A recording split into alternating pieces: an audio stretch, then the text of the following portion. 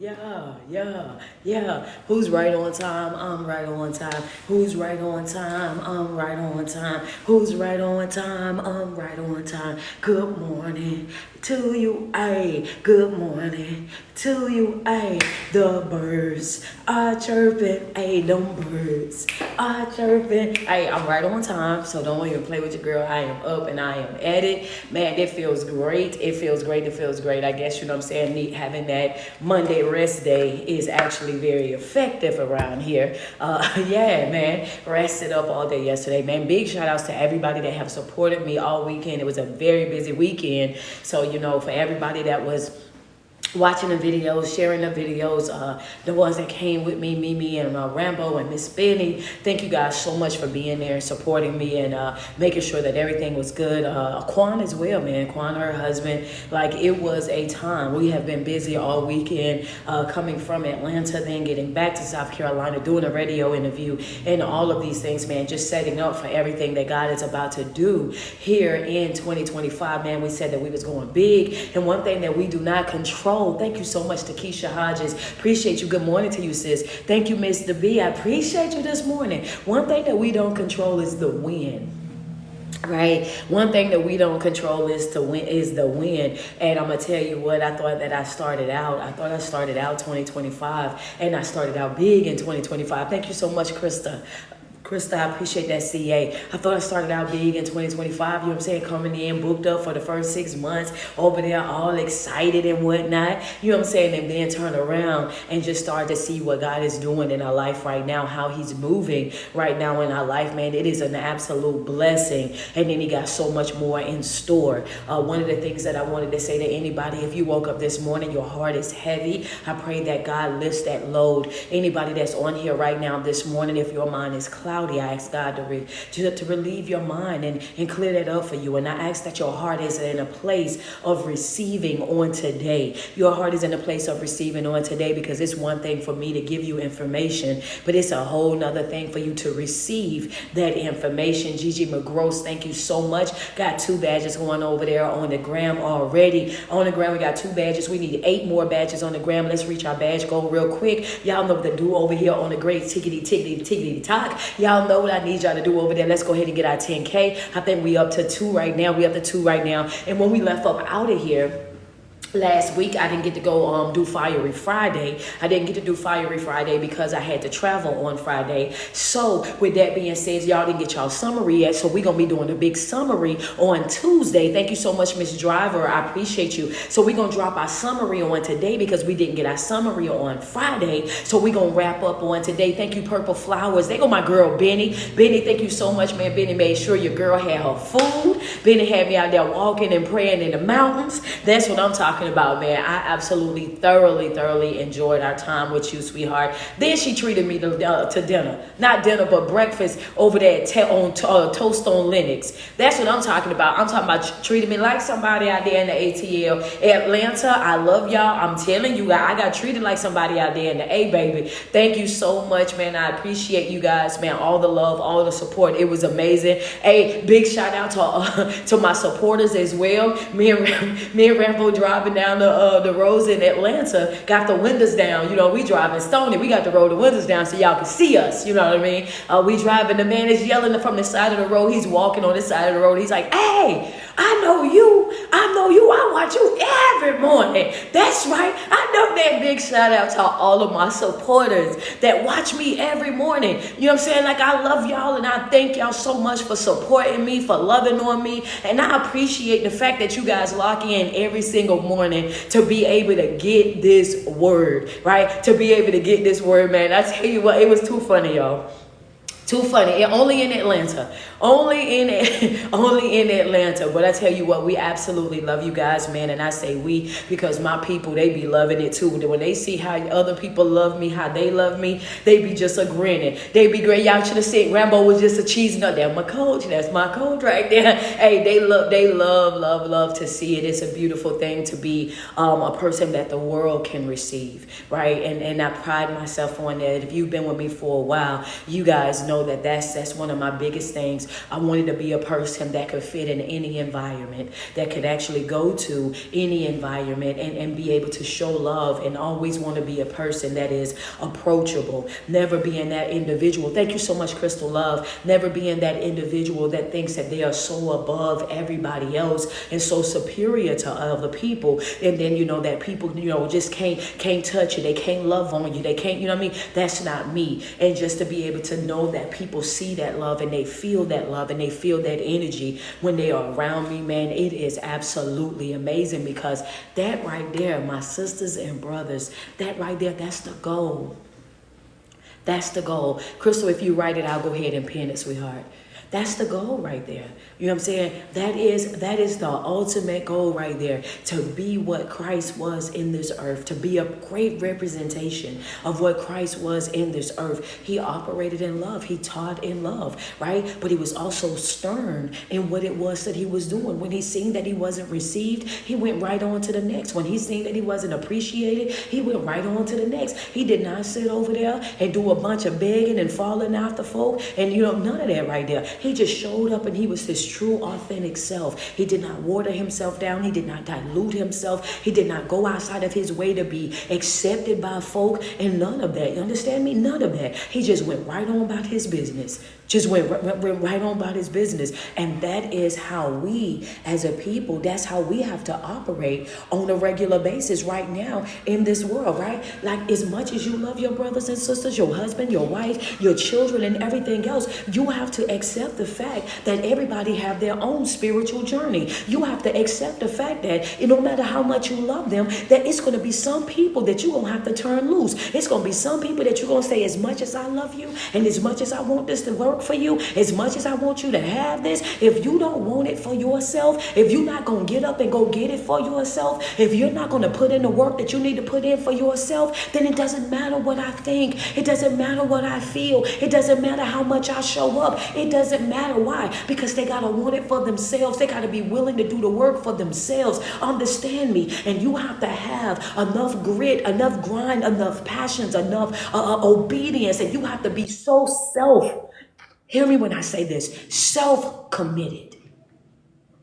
Put that in the chats real quick. Self-committed. I'm making that up right now. I ain't seen that somewhere. I ain't seen that nowhere. I gotta keep that right there though. I need to keep that. I'm gonna have to use self-committed. I want to say self-committed. Why do you say self-committed, coach? Self-committed because I'm committed to myself. I'm committed to my growth. I'm committed to my development. I'm committed to my plan. I'm committed to the decisions that I'm making for myself. This is a self-commitment. And until we learn how to honor our self-commitments, right, then we're going to always struggle in our life. When I'm thinking of self-commitment, I'm thinking about making a decision on today. On Tuesday, I made a decision, right, Amanda? This is what I'm thinking, right? So if I make a decision on Tuesday, I'm not going to revisit that on Wednesday.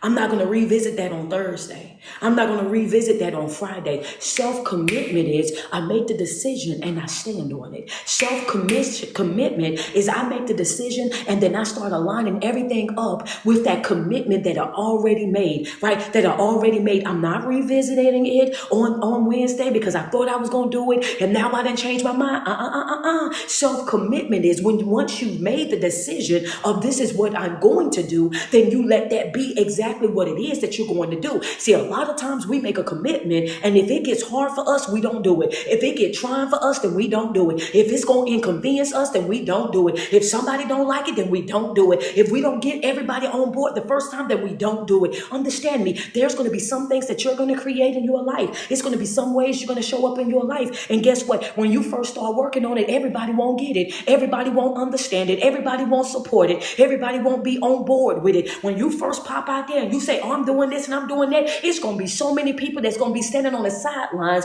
monitoring it, looking at it, trying to see how that thing is going to work. Understand me. And they won't support you until you start making motion. Oh yeah, they won't support you until they see, wait a minute, that is, whoa, that thing actually taking off. Wait a minute. They scroll past your post every single morning. Scroll right on past your post, never double tap on it, never drop a comment, never interact with yours at all. Why? Because they just trying to see how everybody else gonna feel about it. They trying to see how everybody else what everybody else saying about it. What type of interaction it's getting from everybody else. Understand me. This is how folk work. And this is why I tell y'all every single day, I don't care what it is that you want to do in your life, do it. Understand me. And don't let nobody stop you. Do what you're going to do for you. And don't worry about the rest. Because one thing's for sure, two things for certain is this. Whenever God gives you a vision, when he gives you a gift, when he gives you a talent, that when God gives you that thing that he wants you to do, ain't a devil in hell that can stop it. Ain't a devil in hell that can stop it. Ain't a man or woman walking God's green earth will be able to prevent you from doing what God has already created in you to do. Understand me, they cannot like it all they want, Quan. They can't stop it. Them not liking it will not stop what God gonna do in your life, Amanda. You have to understand that. They don't gotta support it, but just because they don't support it, don't mean that God won't send strangers over there to support every single thing that you're doing. Strangers over there to love on you. Strangers over there to invest in you. Strangers over there that's gonna double tap. Strangers over there that's gonna bless up. Yeah, understand me. You ain't never met them a day in your life. And the folk that you know and know everything about, they'll skip right on past, right on past, right on past. But them strangers will be running up in there every single day. I need some more of that, baby. Then go ahead. I need to know what you're talking about today. Understand me. This is why you have to understand that your tribe. Come on, Danielle. Thank you. Appreciate you, Latifah. Hear me. Your tribe, come on, Tara. Good morning to you. Tell Mariah I say have a great day at school. Your tribe ain't gonna always share blood with you. Your tribe ain't gonna always be the ones you play in the sandbox with. Your biggest supporters may not be the ones that watched you struggle in the trenches, that was down bad with you. Understand me. So stop getting caught up on the fact that your family not there, the fact that your bestie not there, the fact that folk that was sitting around you that know everything about you, that they're not supporting you like everybody else is supporting you. Like, God, dog, you don't see everybody out here loving me, everybody showing up for me except for y'all and this and that. If everybody is showing up for you, how do you even miss them? Hey, whoa. If everybody else is showing up for you, then how do you even miss them? Hey now, say now. What you doing, coach? What you doing? What you doing? Too heavy, too early. Well, I gotta treat Tuesday like it's Friday though, y'all. So you gotta give me she said, whoa, I gotta treat Tuesday like it's Friday because we didn't get fiery Friday. So I'm gonna have to bring it over here. Now it's gonna be Blowtorch Tuesday. Hold on, we got that Blowtorch Tuesday. We're gonna make a name for this one, babe. So we got to bring it over here real quick. So how is it that you miss them? Because you're out of focus. Come here, sit down. What? Because you out of focus. You out of focus. Understand me. God is over there saying, I'm blessing you. I'm moving in your life. I'm opening doors for you. Put it in the chat. What did you say, coach? Out of focus. You are out of focus. If you are still worried about why somebody ain't supporting you, why other folk ain't doing what they supposed to be doing, they ain't showing up, and that's my best friend, and this my this, and this is my that. First of all, you are out of focus. You are focused on the wrong thing. Hello, you are focused on the wrong thing. I need for you to understand that, because if you were focused and in that moment and doing what God has called you to do, you wouldn't even realize that they wasn't there. Understand me. Their presence wouldn't even be missed. When you walk into any environment, you focus on what's in that moment. You know you're out of focus when you're worrying about who wasn't there. And you got a room full of folk. When you got people up in there that's wanting what you got, that's in there doing this and that, why are you concerned about who's not there? Understand me. This for my business owners. I need for you guys to know that who's supposed to be there, who's supposed to support, who's supposed to shop, who's supposed to invest, those people are on the way. Understand me. Those people are on the way. But as long as you keep your focus on the people that's not showing up, that's not supporting, that's not pouring into you, then guess what? You are out of focus. Understand me. You are out of focus, and you are holding up the progress of what God is trying to do in your life. The moment that you actually get focused in your life and focusing on what he's doing and taking your eyes off of them folk, then all of a sudden you will start to see a shift. Things will start to change. I'm talking instantly. Hello, somebody, I'm talking about instantly. It don't take God all day to do nothing. He's that type of person though. It don't really take him all day to do nothing. And in his word, he actually said, I hasten. Hasten means to move swiftly. Understand Understand me? He says, I hasten. He don't drag his feet when it's time for him to come and do something for you. He don't make up excuses when it's time for him to come and do something for you. When all of that is happening and you're not getting what it is that you want, majority of the time, understand me, majority of the time it be the problem, be you. You not doing what you're supposed to be doing. You're not in the right position, or you're not looking around, because a lot of times we overlook our blessing. We overlook the open door. We overlook the opportunity. We overlook it because we just sitting there waiting on it to happen instead of working while we wait. When you're working while you wait, you're moving around, you're generating motion, right? You're looking around trying to see, okay, well, what I'm going to do about this? Let me put this here. Let me put that there. Let me get here and here. And you mess around and do what? Find that round. I'm about to go in here. Yeah. I'm gonna leave it. I'm gonna leave that. Yeah. You gonna mess around and find that ram. You gonna mess around and find that ram. Understand me? You was over there about to give it up. You was over there about to sacrifice it. You was over there. Yeah. You was about to go ahead and put it down. And then all of a sudden you got to looking around. You got to working while you was waiting. And when you started working while you was waiting, you noticed something sticking out the bush a little bit. You know what I'm saying? You noticed something sticking out the bush a little bit. It wasn't all the way out there, but you happen to move. Oh, wait a minute. Let me see what happened. You mess around and you find that ram real quick. Oh yeah, you thought that was going to be the end of you. You thought that was going to be it. You thought you was about to wrap this up. You thought you was about to go ahead and pack it up and go home. And then sit down, Lily. Sit down. We can't do this. It's too early. It's too early. Understand me? Then what happened? You end up finding that ram that's over there tucked in the bush, but you don't find the ram in the bush if you're not up and getting that work in. Understand me? You owe this to yourself. Self-commitment. You have to make a commitment to yourself. Decide today what you're going to do, how you're going to do it, and you don't revisit that thing on tomorrow or the next day or the next day. You do what? Hold yourself accountable, right? For getting it done every single day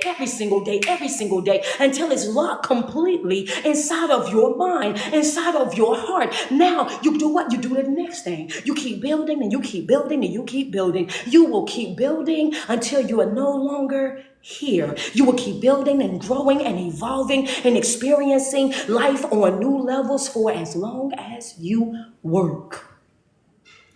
It's a fact.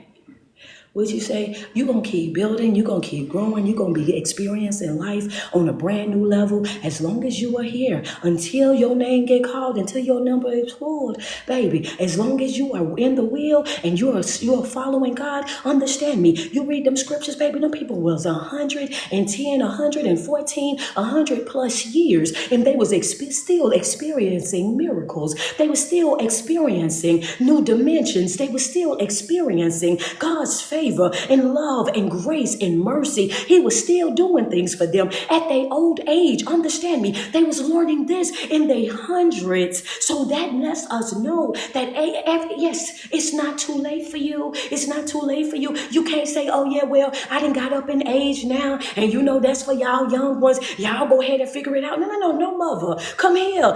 You can no. You ain't got it. You can start over right now today. You can make the adjustments right now today. When we're talking about healing, development, growth, and stuff like that, and getting on the right path spiritually, mentally, emotionally, and physically, there's no age limit on that. Don't let the devil trick you.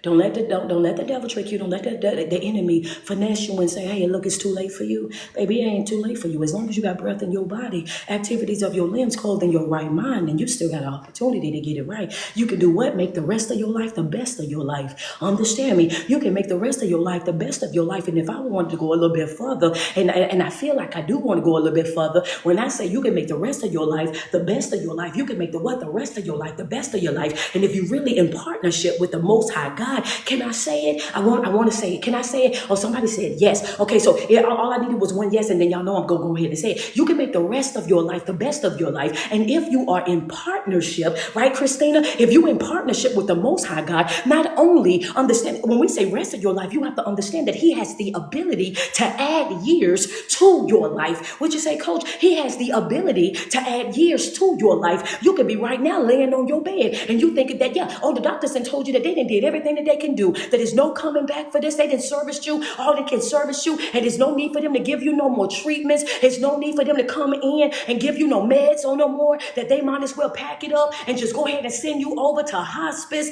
and all counted out. This is what the doctors can do. Why? Because they've gotten to their medical limits. They don't see no other way, no other possibility of how they can save you or how they can fix you or how they can make something work for you. But I know a man. Hey now, wait. I know a man. Ariel, come here. Well, yeah. He was laying on his sick bed. And his time was coming to an end. I know a man.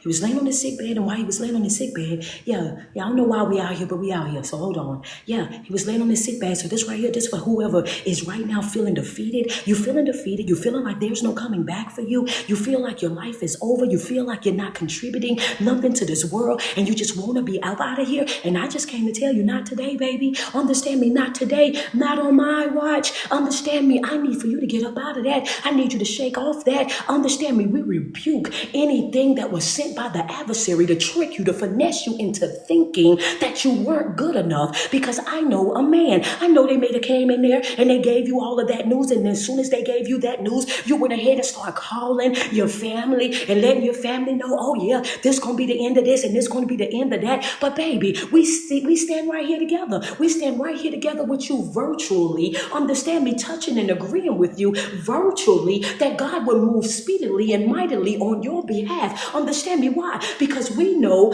a man, right? We know a man, and that man was laid up in his bed and he was sick, and the whole world thought he was about to be done. So much so they sent the prophet in, and when the prophet went in there, right, he was letting them know, oh, okay, yeah, this your time. You about to get up out of here. Go ahead, it's done for you. Understand me, but as the prophet was leaving up out of there, Lily, understand me, as the prophet was leaving up out of there, he was walking up out of the castle, right? He walking out of the castle, and then all of a sudden the Lord spoke to him and say, go back. What you mean go back? He says, go back. God, yeah. We can't tear it up on a Tuesday. Hey. Just in the chat real quick, if you need God to come back real quick, just throw your hands in the chat. I see you over there. I see you, little shop. Hey, God will send them back for you. What you say? Oh, he'll make them hit a reverse for you. He said, go back. Hey, can you imagine what that prophet was thinking? That prophet standing out there like, wait a minute. I done went ahead and told this man all this different stuff. And right when he made it to the courtyard, the angel appeared to him and he had a conversation with him. And he said, go back. Understand me. Let him know that I'm going to do what? I'm going to add years to his life. Understand me. Oh yeah, I'm going to add some years to his life. Go back and let him know that this right here, what you thought was going to be the end of you is not going to be the end of you. What you thought was going to defeat you is not going to defeat you. What you thought was going to take you out, come on somebody, understand, it's not going to take you out. You thought that you wasn't going to come back from this thing, but baby, you're going to do more than come back. You thought that you was going to have to wrap it up. Baby, no. You just now getting started. Go ahead and unfold that thing. We're about to take this to a whole nother level. Understand me. God will send them right back for you. Do you hear me? He goes back up there, right? He goes back up there and he's like, wait a minute. You know what I'm saying? I came back to tell you something. He laying up in the bed still sick and he says, hey, God said he's going to add 14 years to your life. Yeah, I got something for you. Can you imagine Hezekiah's face? That man's name was Hezekiah. Can you imagine his face when the prophet came back and said, I'm adding 14 years to your life? Can you imagine what that felt like? So before you think that you out of here, before you even begin to think that you're going to accept what the enemy is telling you, before you start to feel that feeling of defeat, start to feel that feeling of worthlessness, that feeling of it ain't going to work out for you or whatnot, I want you to change the way that you view your life, change the way that you see your life. Understand me, because his ways are not our ways. His understandings is not ours. Understand me, it's far greater, and God has the ability ability to send them right on back up in there. Wait a minute. I know I told you you had about 30 days, but now that I pull your chart again, I see why I said that, but I see now where if I do this, this, and this, I might be able to turn this thing around. Oh, yeah. I know what I told you when you came in here for your last appointment, and I told you that it was going to be over for you, but then when I pulled these scans up, I'm noticing that it's then started to heal itself. It's then started to move itself. I was looking for it and couldn't find nothing where it used to be. Understand me, this is the type of God that we serve. But if you want these levels of miracles, if you want these levels of results and things happening in your life, you have to get in focus and you have to make sure that you are connected, that you're in partnership with the Most High God, because the people that you're looking to heal you and do these things for you are mere mortals. You can't look to this world for this world to do it for you. Because there's some folks out here, they'll never do it for you. Hello, it's some folk that you lay next to every single day. That's the op in your own life. That's your opposition. That's your biggest opposition right there. You love them, but they don't love you back. You want to be there with them and do this. Oh, baby, but the feeling is most definitely not mutual. The relationship is not reciprocal at all. That relationship is very much parasitic. As long as you giving, they love you. As long as you bending over backwards, they love you. As long as you saying yes to them, they love you. As long as you coming through for them, they love you. They will show up for you every single chance that they can get. As long as you giving, as long as you saying yes, as long as you making sacrifices for them. But when it's time for them tables to turn and for them to give you that same thing that you gave them, then all of a sudden you will get the answer no, or you will get the I can't right now, or you will get all of the different excuses. Understand me? You have to know this. These people, you can't put your trust in folk. These folks will let you down the fast way. They will disappoint you the fast way. They will betray you the fast way. They will expose you the fast way. And I'm going to say this one more time for the folks in the back. And that's including your family as well. As we're going into this 5 months, this 5-month boot camp, when I say focus on yourself, this is exactly what I mean. When I say keep your eyes on your own paper, which is your own life, that's exactly what I mean. When I say that this ain't about what anybody else say, what anybody else feel, and what anybody else think. This is solely about what you're saying about yourself, what you're thinking about yourself, how you showing up for yourself. This right here, this what we talking about, this is a self journey. This is not a group project. This right here is a self journey, not a group project. You cannot make somebody be something that they've already made up their mind that they did not want to be. You can't make somebody love you when they've already committed themselves to not loving you, or accept you when they've already committed themselves to not accepting you. Understand me. You have to see how they do love, see how they do relationships, see how they do friendships, see how they do what they do, and you do what? You decide if you want to be a part of it or not.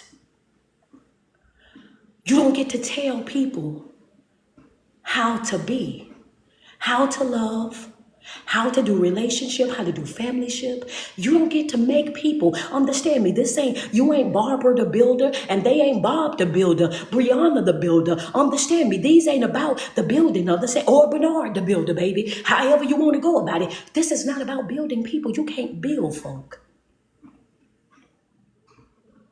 You see how they do love, and you decide whether or not you want to participate and that type of love. You see how they do friendship, and you get to decide whether or not you want to participate in that type of friendship. You see how they do family, and you get to decide whether or not you want to participate in how they do family. And if how they do those things, if it's not in alignment with how you do those things, then you exit. Then you leave them. Then you cut ties. Then you go on about your business. A part of growing and evolving and respecting who and what you are is going to come with a whole lot of goodbyes. It's going to be some folk that you're going to walk away from while still loving them. It's going to be some folk that you're going to cut ties with while still loving them. I still love you. I still wanted it to work and all of that. But me wanting you, loving you was not enough. What'd you say, Coach? Oh, baby, that ain't enough. That ain't enough. Love is not enough. That's not, yeah, love is not enough. Love is not enough. Somebody asked me, well, why? Wait a minute now, coach. Love in this world, the worldly version of love, that's not enough. We're not talking about God's love. We know God's love covers a multitude of sin. We're not talking about that when you get into alignment with the Most High God in partnership with God. We're not talking about the love that we're talking about coming from above. We're talking about the love, the emotion that we're talking about with these mere mortals that y'all be wrapped up, tied in. The love that y'all be in that's really not love, but really manipulation. The love that y'all be in that's really not love, but be control. The love that y'all really be in, and it really ain't love, because ain't nothing free about that love, but it's nothing but bondage. You feel like you in a cage while you in that love. That's the one I'm referring to. I ain't talking about God's love. Don't, yeah. I ain't talking about God's love. We ain't talking about his love. We talking about this other love that y'all be having, right? That's the one I'm talking about. See,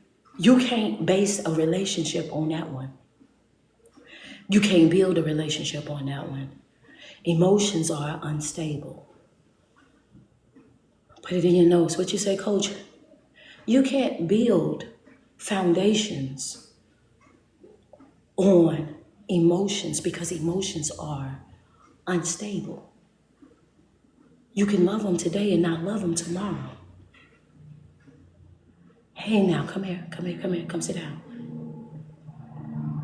You can't build a foundation on emotions because emotions are unstable.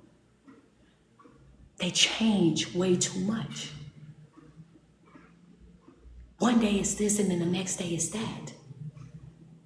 And when you leave, understand me, when you loving a person, when you loving a person and you like, oh, I love you, and this, that, and the third, it's a difference. It's a difference, right? When you loving a person and you understand the true meaning of love, I'm talking about loving, and you understand what love really and truly is, and you have that relationship with yourself and that relationship with God, and you understand the true power of love, and so you start to love people the same way that you love God, then now you're operating with the love of God and not the love of this world. When we're dealing with emotions, we're talking about of this here world. Understand me, it's hot and it's cold and it's unstable. That's the reason why the two most important relationships is the relationship that you have with yourself and the relationship that you have with God. This is why I tell you, when you are single, understand me, you're in the best position because now you're able to work on yourself and the relationship that you have with God. So before you actually start dating other people, interacting with other people on that level, you already know what love is. So when you show up and you're loving them with the love of God. You're understanding them the same way that you wanted God to understand you. You're showing the same grace that God showed you, the same mercy that God showed you, the same forgiveness that God showed you. Understand me, when you deal with folk, when you're in partnership with Christ, it's different.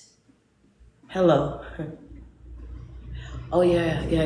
It's different. It's different and it's powerful because that old you that would just say it and everybody feelings hurt. No. You say it, and when you say it, it's received so much differently because of your mindset and your heart posture. Your heart posture is different. Understand me, your alignment is different. You used to go in and you go straight for the jugular. Now when you go in, you're like, you know what? I feel bad for the fact that you think that it has to be like that. I feel bad for the fact that you feel like it has to move like that. Understand me, you are so understanding, so loving, so gentle, and so kind, so meek. Do you understand me? So I said meek, but you're the furthest thing from weak. You are so meek, but you're the furthest thing from weak because you know what you can do, but you choose not to do it because you know doing that is not in alignment with Christ. So what do? You separate yourself from it. And Then you learn how to separate yourself from it. You separate yourself from anything that's not in alignment with the life that you are creating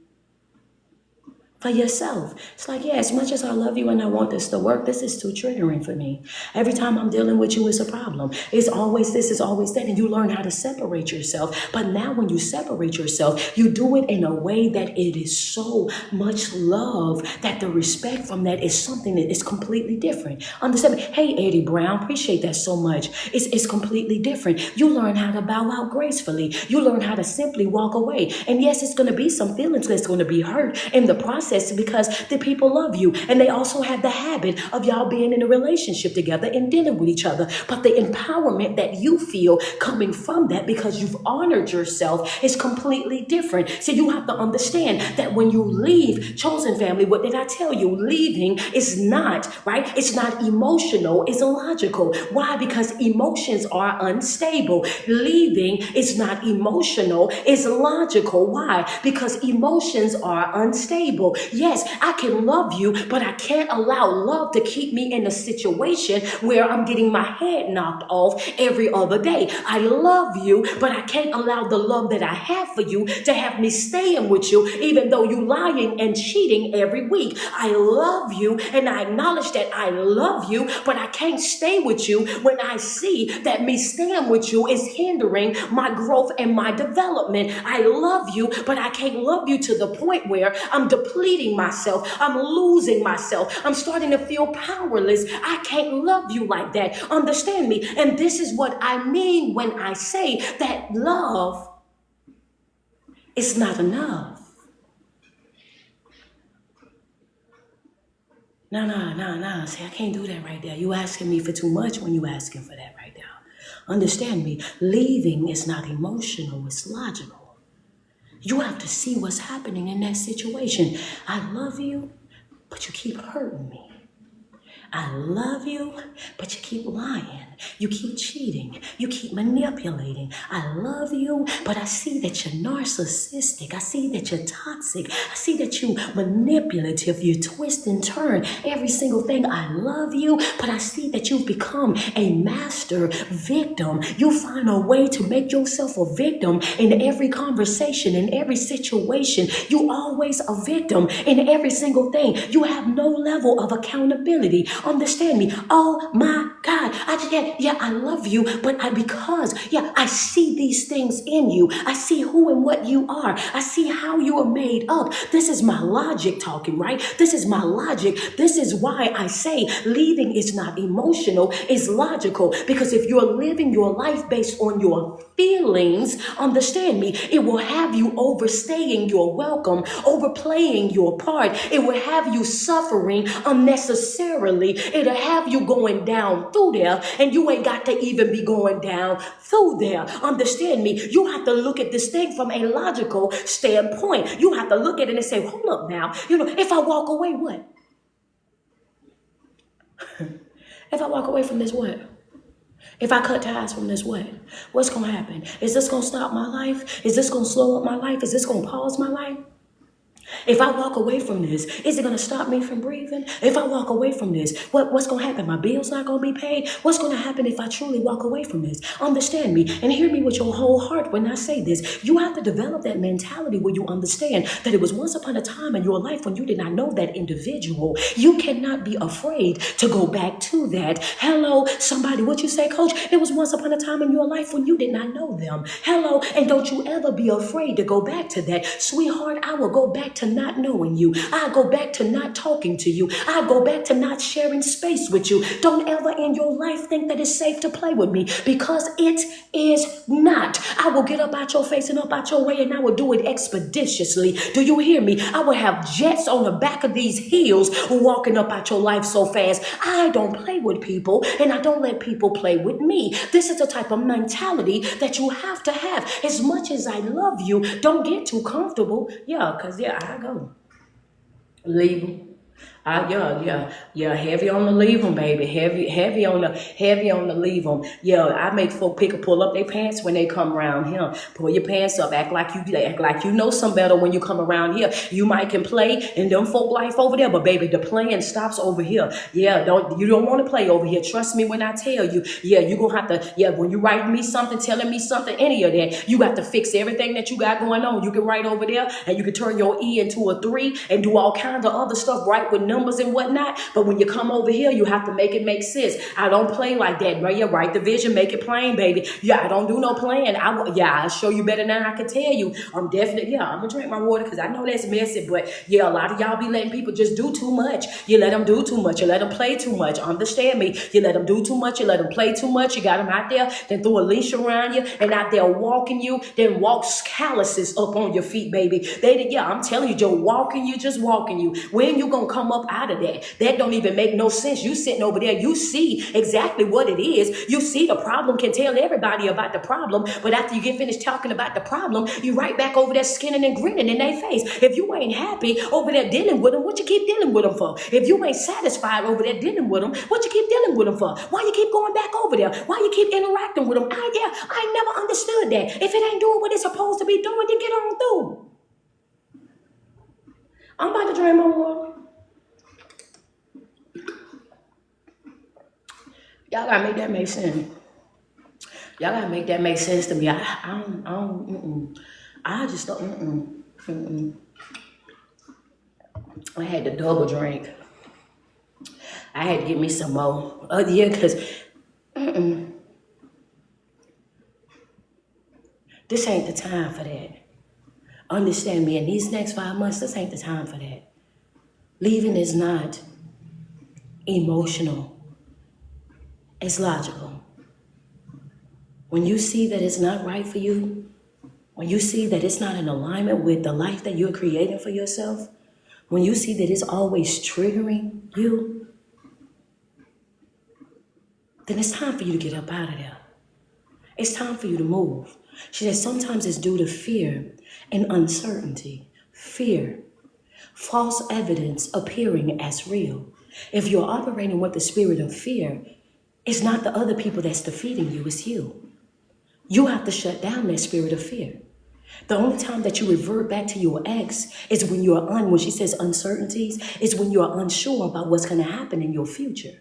But if you've already experienced life without them, thank you so much, Michelle, for that CA, baby. Yeah, I appreciate you. But if you've already experienced life without them, understand me, then that's why I say it was once upon a time in my life when I didn't know you, then I'm not afraid to go back to that. I was living life before I met you. Understand me, and I'm going to go back to that. If you allow fear to control your life, understand me, you will forever be stuck. You will always be stifled. You will always live right there in that moment. That fear thing is something that you have to handle within yourself. The uncertainty is accepting the fact that God is in control of it all. You replace that uncertainty with faith. I don't have to know what's going to happen to know that something is going to happen. I don't have to step out and have it all planned out because I'm doing what? I'm trusting and believing that God is going to do what? Exceedingly and abundantly more than I can ask or think. I'm stepping out, even though, understand me, I replaced fear with faith. Now I'm operating with faith, right? I'm no longer worrying about uncertainty because I'm wrapping my faith up. And that uncertainty, I'm slapping that up under faith too. Faith is in control of this whole entire thing. Might not know what I'm going to do and how I'm going to do it, but I'm trusting and believing that God is going to make a move, that he's going to do it. Again, they just said the same thing that I said, like the importance of what? You move that way when you don't know who you are and you don't know whose you are. When you know who you are and you know whose you are, you don't operate that way. I ain't got to know what the next move is going to be.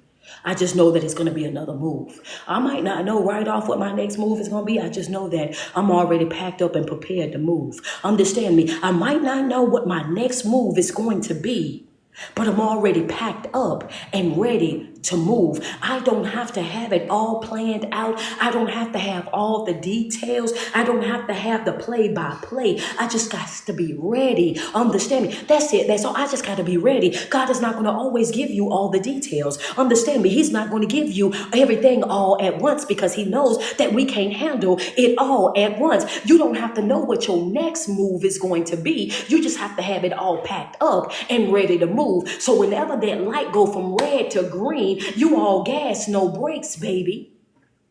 That's it. Oh, come on, Benny. All gas, no brakes, baby. Soon as that light flips, out of there, quickly, expeditiously. If I don't know how to do nothing, I know how to get out of folk face and out their way. Understand me? And I waste no time with it. This is how we have to move. This is how we have to live. This is how we have to be on a regular basis, right? This is us. I need for you guys to understand that. This journey right here, if you continue to put your focus, your time, your energy, and your effort into these mere mortals, that's going to always be your distraction and that particular thing that separates you from God. Understand me? The more that you're focused on this world and what this world has to offer, what this world is doing, how they are moving, the more that you're building more space in between you and your creator. You have to understand that this world they don't have that type of power. They don't have that type of authority. So once we get into that mindset that this is the relationship that I cannot afford to be separated from. I can't allow you to separate me from God, to distract me from God, to pull me out of alignment from God. I can't allow you to come into my life and create so much drama, so much chaos, so much dysfunction that I can't see whether I'm coming or going. I can't allow you to have that type of power or authority over my life. That right there, that's costing me too much. Understand me? So once you sit yourself down, right, and you establish what are your spiritual practices, you establish your spiritual practices. What is it that keeps me together? What is it that keeps me motivated? What is it that keeps me on my toes, that keeps me focused, that keeps me productive? What are those things that keep me in alignment? Once you establish your spiritual practices, then you do what? You prioritize them. You make that the top of your priority. If I don't do this, ain't nothing else being done. This right here, this is a priority. It's not an option in my life. I do this and I do it daily.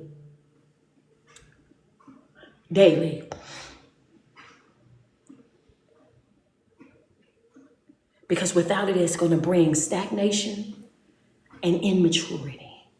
If you're not operating, utilizing your spiritual practices on a regular basis, it is going to bring what? Stagnation and immaturity. Understand me. You have all of that growth, all of that development. You evolving in life. You building up your spiritual stamina. You building up your spiritual, your awareness, all this knowledge and all this understanding. You thinking you over there, you getting it together. But then the moment that you start to stop, the moment that you start to slow down, the moment that you become inconsistent, the moment that you start doing your own thing, then guess what happened? You start stifling yourself. You start, going back into that dark hole. You start reverting back to that old self every single time. It's going to bring what? Stagnation and immaturity. All of a sudden, everything that you had built up is reverting back to its old self. That's right. That's what we talked about when we said spiritual decay or moral decay. Then you start to decline in all of the areas where you were excelling at.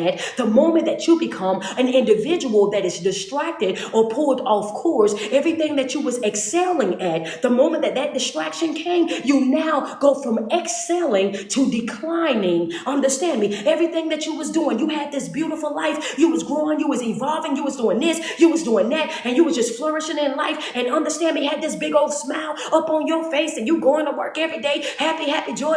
You leaving work and you finding somewhere to go and eat, and you sitting there having a time of your life, and you got the homegirls and everybody's involved, and then boom. The circle of friends you had was a good circle of friends. Y'all had prayer. You was in the right type of groups, the right type of environments. Y'all was thriving in life, traveling the world, posting your pictures. And then here he come. I love my Mr. Wrong, right? Then here he come. He look good. He smell good. Dress nice. All of that. Oh, you become that individual that's, oh yeah, distracted in your life because it looked like exactly how you wanted. She smelled like just like how you wanted to smell. I'm talking about, yeah, glowing. She glowing. She this, she that. Oh yeah.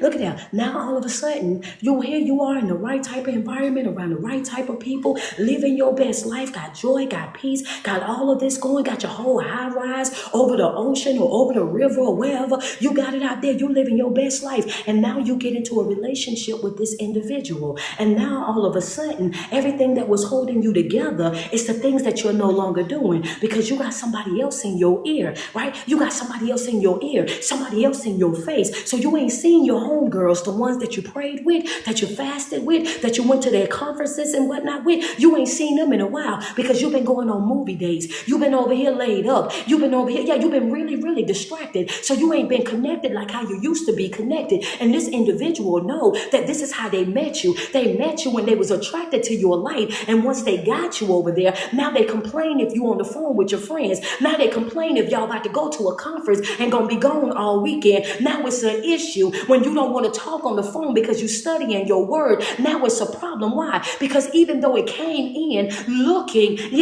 shining, smelling, speaking like it belonged there, it really did not. Understand me. The enemy is always going to send you what your preference is. The enemy is always going to send you what your desire is. He knew exactly the one that you wanted. He knew exactly what would pull you out of alignment. He knew exactly how you liked them. And that's exactly what he sent to you. And this is why I'm telling you, you have to be an individual when you're on your spiritual growth journey, when you're evolving in life and doing the things that you need to be doing. I got to put a little prayer on this, baby.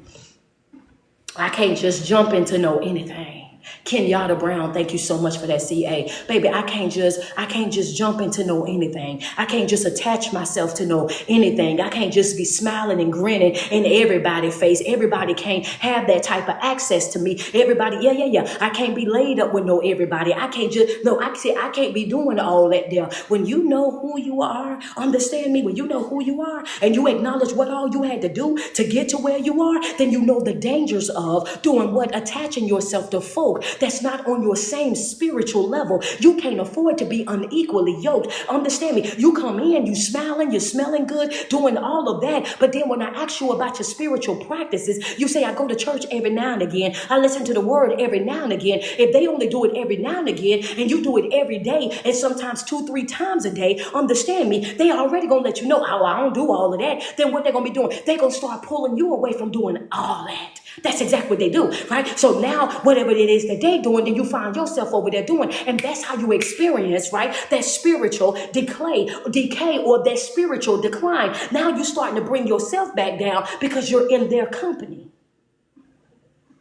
You have to decide, right? We're talking about what happens, what detaches us from God. This is something that happens. It brings in that stagnation and that immaturity. You're not at that level where you can go out there and do all of that. Come on, Antoinette, I appreciate you so much. One of the primary consequences of y'all ready for this? Okay, so it says stagnation and immaturity. One of the primary consequences of neglecting spiritual growth is growth stagnation and immaturity.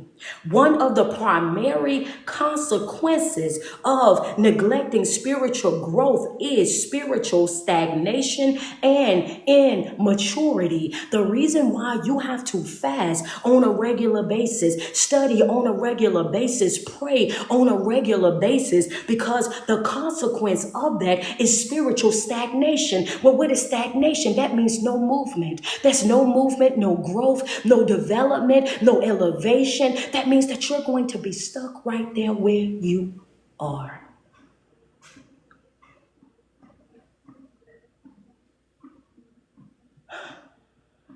One of the primary consequences, what happens when you start neglecting your spiritual practices? When you're not showing up to the environment where you're being spiritually fed? When you're not showing up and getting in prayer? When you're not getting in the devotion? when you're not getting into Bible studies, when you're not dissecting that word on your own, when you're not reading your 2 chapters a day, when you're not laying before God on a regular basis, asking for his guidance, asking for his protection, asking for his provision in your life, what happens in that moment? Baby, when you start doing that, you remove your covering. You remove your own covering. You cut out the door, sweetheart. You're stunning your own growth. You're keeping yourself from being able to live the life that you should be living. It says one of the primary consequences of neglecting spiritual growth is spiritual stagnation and immaturity. Make sure you got it in your notes. I'm gonna give you guys a second. Why everybody that is note takers, why they putting that in their notes real quick. I want you guys to go ahead and send some love on 3 platforms for me. Go ahead and send me some love. Book of Many Faces. Can we get up to 1,500? We got 1,196. Can we get to 1,500? Can we get 6 badges on the gram? On the gram, can we get 6 badges over there? If it's tight, but it's righty, but you getting exactly what you need. Let me get some love. Tickety tock. Let's get up to 100K right now. Thank you so much, Shantae Star. I appreciate you over there. Yeah, thank you, Kim. Appreciate you. We almost up with 100K. We at 94. Let's get to 100K. Let's get to 100K real quick. Thank you, Karen. Thank you, Drop 5,000. I appreciate you. Danielle. Appreciate you, sweetheart. Patience is key. What up, Tasha? Aspen, how you doing? Appreciate that love, man. Thank y'all so much. If it's tight, but it's right, if you getting just what you need, if you like, man, you know what, coach, you came in today now. I really needed that, right? I was over here feeling defeated. And now, you done told me that God can add years to my life. I got a bad report. And now I'm about to walk up into this doctor's office. And my energy is back up. And I'm not finna go in here and just take whatever it is that they say, because God has the final say. So I appreciate that. I was over here going through it, and I'm trying to figure out what I needed to do in that situation. And now I'm over here saying, you know what? You're right. If it ain't for me, then I need to go. If it's not doing what it's supposed to do, I need to go. And I should not feel bad for leaving, especially when I know that I did my part. I showed up how I was supposed to show up. I did what I was supposed to do. You're right. I'm spending too much time trying to build other people, trying to show other people the way. And when folk have made up their mind that that's what they want to do, then I need to move out the way, and I need to let them go ahead and do it. You absolutely right, because I'm doing what? I ain't doing nothing but hurting myself. Thank you so much, Kira. Appreciate you. I ain't doing nothing but hurting myself trying to help them. I ain't doing nothing but destroying myself trying to help them. Let me get out the way and let me focus on myself, because what? The more that I'm focusing on them and what they doing over there, then I'm doing what? I'm neglecting my own spiritual growth, which in return, I'm stagnated and immature, because I'm not eating and nourishing myself the way that I need to. I'm not taking care of myself the way that I need to, because I'm too focused on other people. I'm distracted by other people. I'm over here seeing what other people got going on. You know what I'm saying? That's all the things that we talked about today. I just gave you a quick summary. That's it. Yeah, understand, because you had to get one of those things out of here. You had to get one of those things out of here. And the other thing you had to get was, you know what, you're enough and you're worth it. You are more than enough and you are worth it. Understand me. Yeah. And you had to understand that what real love is starting with yourself. Understand me. This world's love and the love of God is not the same type of love, right? And you cannot build your foundation on your feelings, because feelings are what? They're unstable. They switch from left to right too much. Leaving is not emotional, it's logical. When you see that thing ain't doing what it's supposed to do, it's your job to get up out of there. When you see that thing ain't moving how it's supposed to move, it's your job to get up out of there. How in the world would you see a car coming and not get out the road? That's what it's like when you stay in environments that you already know are harmful environments to you. If you know that a car is on its way to you and you are standing right there in the middle of the road, and you know that if that car hits you, then you up out of here. That's the same way it is if you stand in a relationship, a friendship, a family ship, a job ship, a church ship, whatever ship that you own with anybody. If you stay on that ship already knowing that ship is about to go down, understand me, you're making a divine right of choice. You saying that you're going to sink with the ship because they got life jackets, they got floaties, they got canoes, they got all that other stuff, and they telling you jump, and you're like, nah, I don't want to jump, and they telling you if you don't jump, you're going down with the ship, and you over there, they're trying to get you off the ship. That's God trying to tell you, jump out the ship. Get out of the ship. Get from over there. I got floaties on your hands, floaties on your feet. You got a whole life jacket on. You don't even need a canoe. All you got to do is jump. And you still trying to stay. You got to know when to jump ship. You got to know when to get out of there. You got floaties on your hands and your feet. Ain't no way you going down. You ain't got to do up a float. You ain't got to do up a turn. You got floaties on your hands and your feet, and you got a life jacket on, baby. Yeah, you ain't going down. You ain't got nothing to worry about. Get out the boat. It's time for you. Yeah, and when I'm saying in this boat, I'm talking about when you out here in life and you see the danger that's right there with it. I ain't talking about the boat that we were talking about last week. That the boat was a representation of Christ at that time. We're talking about when you see danger. When you see danger and God is sending you a way out. When he's sending you a way out, he's showing you the way out. And he's already provided you with what you needed. What are you doing? Stagnation and immaturity. The Apostle Paul addresses this issue in his letter to the Corinthians, expressing frustration with the lack of progress. Brothers, I could not address you as spiritual, but as worldly, as infants in Christ. I gave you milk, not solid food, for you were not yet ready for solid food. 1 Corinthians 3:1-3. This passage highlights the expectation of growth from spiritual infancy to maturity and the disappointment when believers remain in the same state of immaturity. Yeah, okay. I know it's some people that say, rewind. I got a couple of rewinds. I got a couple of rewinds that y'all say run that back. Did I hear, whoa? Yeah, okay.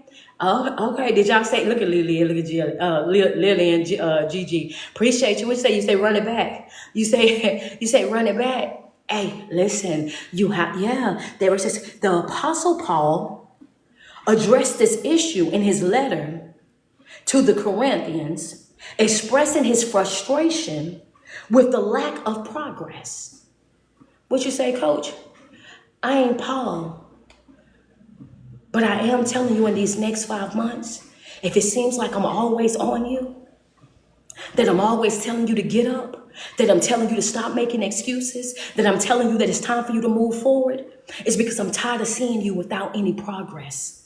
You get too much word. I'm on here Monday through Friday. Understand me. I'm here Monday through Friday. I'm in prayer with you on Tuesdays and Thursdays. I got a whole Thursday night class with you every single Thursday. I'm dropping reels after reels after reels. I'm constantly filling your cup with more knowledge and understanding, breaking down anything that you ask me. There's no way that you should still be walking around out here with your head hung low. There's no reason why you should still be out here crying them same tears. There's no way that you should still be out here walking around acting like you don't know who you are, what you are, and what it is that you carry. Understand me. This is not a babysitting service. If you want to grow, if you want to evolve, if you want to develop in life, it's going to require you to do some work. Coach show up every day and I give you the tools. I give you the techniques. I give you everything that you need. I develop a plan for you and I put it out there to you. I give you a fasting schedule, a journaling schedule, a planning schedule. I give you all of these things. I tell you to get up. I say get you 5 miles and 10K and 10K steps a day. I get you active. Whether you take the tools and techniques and apply them to your life, that's all up to you. I did my part, but you able to see it, right? You able to see who's serious about what it is that they doing. Be good, able bodies. You can do anything in the world. Just lazy. Understand me. Always procrastinating. Always making excuses. Won't get up and do what you need to do, but then want to hoop and holler holler about your life, want to cry and complain about your life, want to blame everybody else about your life. No, understand me. You can't just sit there and read the word and think that just because you can quote 5 or 6 scriptures, then you got it down pat. No, you have to apply those scriptures to your life. You have to live those scriptures. You have to get out here in the field and you have to be a living testament, understand me, to those scriptures. How folk know you know the scriptures if you ain't never walked out the house to go share the scripture with nobody? Now you gotta chill. Well, I said this was gonna be like a blowtorch Tuesday because Friday I ain't get to go do nothing, so I got to bring it on. Okay. All right. These still my regular people, though. Don't never mind me. Conversation with myself. Yeah, I had to talk to myself because sometimes I get to hooping and hollering over here. I get to hooping and hollering, and sometimes, I be scaring off my new people. They're not used to me hooping and hollering. Don't worry about it. A friend say, you good? No. Oh, yeah, it's okay when I hoop and holler. All right. I ain't want to scare nobody. I ain't want to scare nobody. They like it when I hoop and holler, though. Hold on. You have to take some level of accountability for your life. You just want somebody to come in, and you want somebody to do it for you. You want somebody to come in and you want them to pat your back and stroke your ego. You want them to tell you that it's okay that you didn't get it done, that it's okay that you didn't do this and you didn't do that. I'm not going to be the one for that. I'm going to tell you right now, you have to find you another coach. You have to find you another life coach. You have to find you another speaker. You have to find you another evangelist. I'm not going to be the one to do that for you. I am going to hold you accountable for fixing your life. I'm going to hold you accountable for fulfilling the duties, the assignments. Understand me? Because if I give you the process and I tell you that if you do this and you do it just like this, I promise you that something good is going to come out of that. There's going to be some growth attached to that. How do you know that, coach? Because I know the God that I serve. That's how. I know that if he did it for me, then he'll do it for you and he'll do it for you and he'll do it for you. Understand me? He ain't showing no special privileges to folk. Understand me? If you getting up and you doing the work and you're following through all the way, your blessing won't look like my blessing because your life ain't my life, but you're going to get what it is that you need that's in alignment with the life that he created for you. That's a fact. That's a fact. Come on. Yeah, stop. You are the reason why you're stagnant. You're the reason why you're still immature. Understand me. And it's frustrating as a teacher, as a speaker, when you say, hey, look, I'm giving you everything that you need, right? That's the same thing if you was to go to the doctor. The doctor gave you a prescription and they say, take everything in here, right? Take everything in here. Even if you do what? Even if you start feeling good. Come on, somebody. What does the Bible always say? It says, take until empty. Take everything that's in here. Even if you start feeling better, even if your head ain't hurting no more, your throat ain't sore no more, he says, take it all the way. Why? Because you can take enough to start killing off the infection. Oh, I'm sorry, I didn't even say that. To start unaliving the affection, right? The infection, you can take enough and it'll start to get better. It'll start getting better down in there. But then guess what? If you don't take it all the way, those same cells that's in there, that's infected, guess what'll happen when you stop taking the medication? Then they'll start multiplying again. They'll start growing again. And that infection will all of a sudden, it'll come back. And this time when it comes back, it'll come back 10 times more than what it was the first time. You'll be sicker this time than you was the last time. Because they like, you know what? The first time we came, right? The first time we came and we went easy on you. But because you cannot follow directions, because we see now that you're the type of person that you will go and do what you want to do, how you want to do it. Yeah, you don't take nothing serious. So we're going to double it up on you this time. And you find yourself right back at that same ER and you sitting in that doctor face. And the doctor like, wait a minute. I just had you in here. You like, yeah, I had started feeling better, so I did this. So you deviated from the plan. So now instead of me giving you this over the counter and sending you back home, now you laid up in here for a week or two. That's in the physical. You have to follow the plan. You have to follow the regimen in the physical and in the spiritual sense. In the physical and in the spiritual sense, you have to follow the plan. You have to follow the regimen if you want to get better. This ain't a sometimey thing. This ain't a when I feel like it, when I'm in a mood type of thing. That's not what this is. But that's what you want to treat it like. Your life should have some value to you, some importance to you. You should have some type of oomph about yourself, about your life to say, look, hey, wait a minute. Hey, wait a minute. I'm important to me. I might not be important to you, but I'm important to me.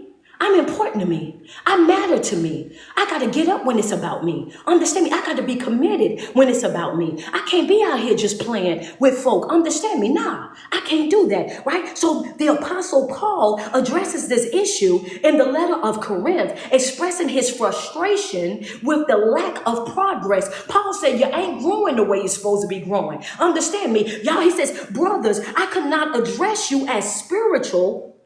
In other words, he said, I couldn't even come in here and talk the talk that you needed. I couldn't even come in here and walk heavy with you because you wouldn't even understand what it is that I'm saying. Come on, Lily. But Paul said, I got to come in here and I got to dilute everything that I'm saying because you are still infants in Christ. Understand me? You still infants. You still over there working on the Lord's Prayer. We worked through the Lord's Prayer at the beginning back there in 2022. Understand? We was on the Lord's Prayer. We didn't move from the Lord's Prayer. At this point, you should be able to come up with your own prayer. You should know your own words of prayer at this point. The Lord's Prayer was just an example. He says, I'm going to give you an example of how to pray. These are the points that you want to hit, right? These are the things that you want to hit. This ain't got to be your prayer because as long as you utilize this format, this the format for it. You still saying it, which is fine. But sometimes it's like, what's on you? What's in you? Sometimes you got, hey, what you got in you? Paul at a point of frustration with the lack of progress. He says, brothers, I could not address you as spiritual, but as worldly. My God, today. He said, I can't even come in here and spit the word the way I want to spit the word. Because you ain't even in a position to be able to receive it in the spiritual sense. You ain't did no studying. You ain't did no worship. You ain't did nothing that I've been telling y'all to do. So when I come in here, I have to address you as worldly. As infants in Christ. He goes on and says, I gave you milk, not solid food, for you are not yet ready for the solid food. This scripture is going to be 1 Corinthians 3, 1 through 2. This passage highlights the expectation of growth from spiritual infancy to maturity and the disappointment when believers remain in the same immature state.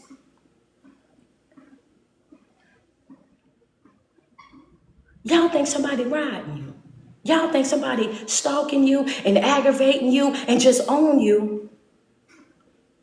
When the truth of the matter is, as a spiritual leader, that's your job. Everything that's attached to you, that's receiving teaching from you, you are accountable for. What? You are accountable for. And if I'm accountable for you, you're going to have to get up. You're going to have to get the work done. If I'm held accountable for you, understand me. Ain't no way, not on my watch. I'm going to dishonorably discharge. Yes, you got to get up out of here. You got to go, baby. No, ma'am. If we're in a spiritual battle and you're supposed to be my battle buddy and you can't keep up, you're supposed to be my battle buddy and I got to keep on coming in.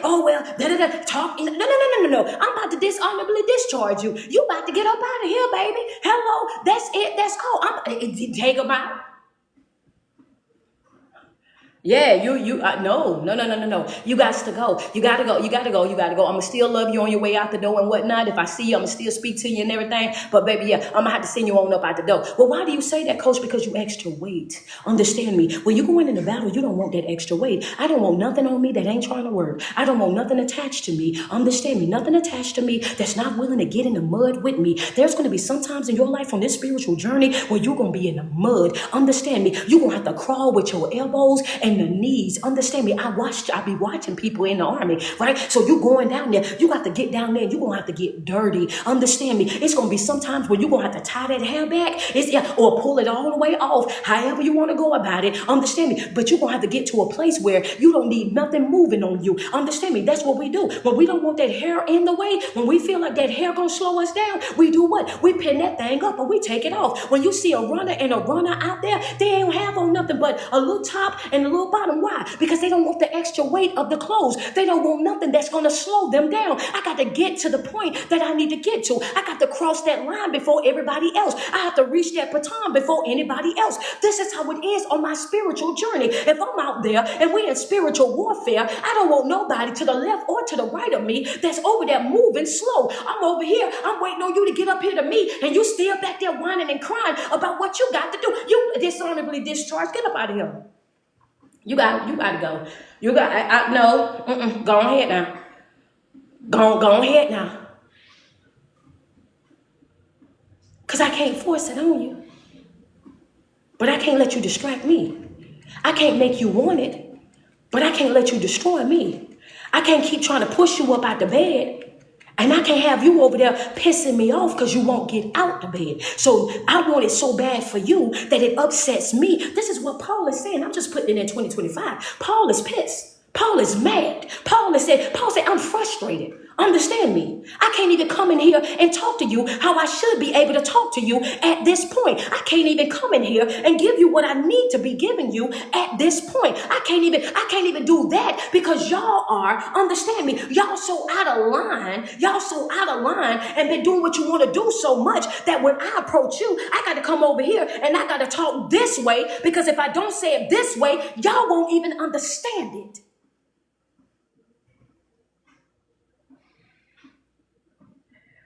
Oh man, it's one of those things. Let me get back to it. Let me get back to it. Hold on. I didn't hit the daggone thing and slid on up past my notes. Wait a minute. There we go, right there. Hey, what you say, Coach? Stagnation and immaturity.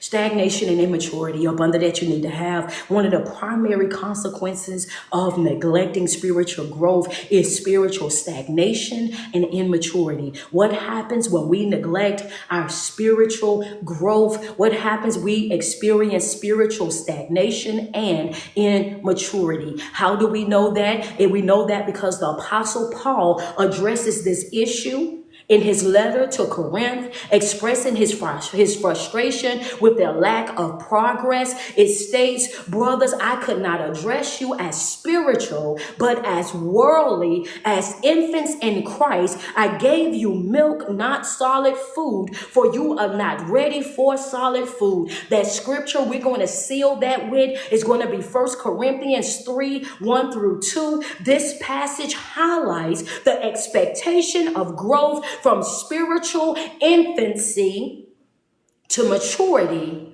and the disappointment when believers remain in a state of immaturity. So don't be looking upside my head saying, Coach, you ain't have to do all of that, when all I'm doing is I'm acting like Paul right now, baby. Yeah, I'm tired of this. Yeah, tired of this, all this hand-holding grown adults. I'm tired of this. Like, yeah, at one point or another, you're going to have to be prepared to do some work. Like, this don't even make no sense. This don't make no sense right here. And if you in boot camp, what we said, internal motivation, right? Internal motivation. If you guys are not in a boot camp, I suggest you subscribe to my TikTok, well, either one, all three. So subscribe to these pages. Subscribe to these pages expeditiously every single Monday at 7 p.m. We are live 7 p.m. Eastern Standard Time. If you are not signed up, if you have not subscribed yet, make sure you hit that subscribing button right quick. Hit that button so you can be in 7 p.m. class every single Monday. That is the boot camp. We are 5-month boot camp. Classes every single Monday. Master classes every single Monday. Get your 3-ring binder. Make sure you have your dividers so that you can separate the classes so that you can know exactly what you're going through. In the month of August, the letter A is for accountability. So what we're talking about all month of August is accountability. 7 p.m. Eastern Standard Time.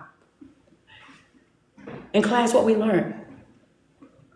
Internal motivation. You got to be self-motivated. You have to be willing to encourage you. It's going to be times in your life where you have to be willing to encourage yourself. You have to be willing to give yourself that pep talk. You have to, the same way let me check you real quick. The same way you sit right there and have that negative internal dialogue, talking about what you can't do and how you not this and how you not that. No, baby. I need you to change that dialogue and start having that positive dialogue within inside of yourself. See, you can think negatively. You can think negatively with no help. You can sit over there and you can bash yourself inside your head. You can, humiliate yourself, humiliation. Sit over there and humiliate yourself inside your head. You can sit over there and down talk you, belittle you, and tell you how you not this and how you not that. You say all of these negative things to yourself. Understand me. You create all these negative scenarios inside your life in your head with no problem. But the real challenge is what I'm telling you right now. From now on, I want you to have these positive conversation, this positive dialogue inside of your mind. On those moments when you sitting over there talking about, I can't do it, I want you to have conversations with yourself saying, no, I can do this and I'm going to do this. And I want you to follow through with that. What are you doing? I'm teaching myself that I can trust myself. I'm teaching myself that I am reliable. I'm teaching myself that I am committed. I'm teaching myself that I am locked in. I'm teaching myself that I am more than enough. You do this every single time that you think that you can't do it. You do it and you do it twice as hard. Baby, every time you say I can't make it, you make it and you make it twice as hard. You go harder every single time. Thank you so much, Travis. Travis, appreciate you for that CA. Every single time you do it, the conversations that's within yourself is the conversations that I want you to focus on changing. Oh, you can do it. You can do it. You can make it happen. But every time that you neglect your spiritual practices, you're going to experience spiritual stagnation and immaturity. Every time that you neglect your spiritual practices, you're going to experience a spiritual decline. You're going to start to lose everything that you built up. Everything that you was pouring in yourself, everything that you was doing over there, it's going to start to decline every single day that you neglect those practices. You have to be super locked in. And Paul is saying over here to them, like, wait a minute, this don't make no sense right here. You know, it's a great disappointment to see people with so much potential, but you ain't doing nothing with it. You ain't doing nothing with it.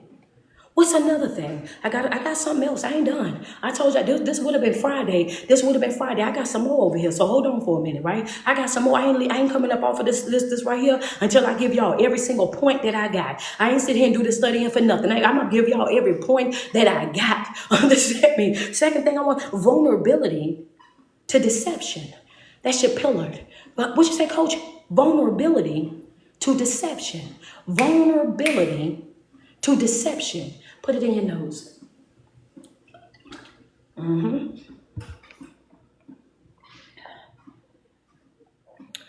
Yes. Come on. Vulnerability to deception.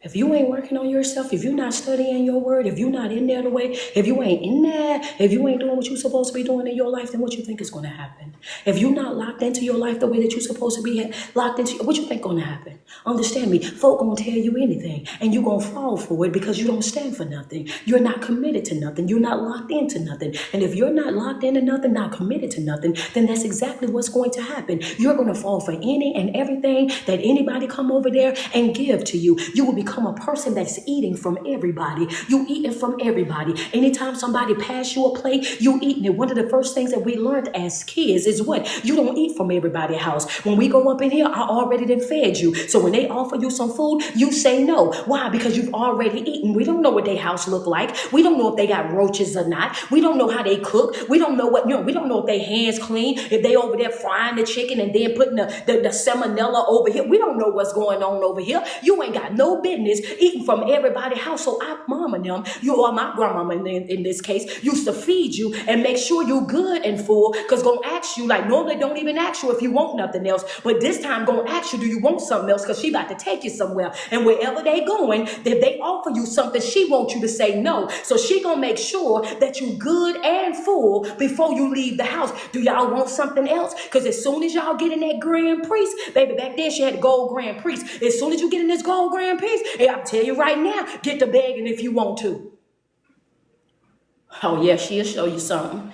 Get in, yeah, get in here and get the begging if you want to. Yeah, she about to show you something right now today. And they ain't even have to stop the car. They reach behind that. That reach was serious. That reach was serious. They'd be driving with one hand and tearing you apart with the other.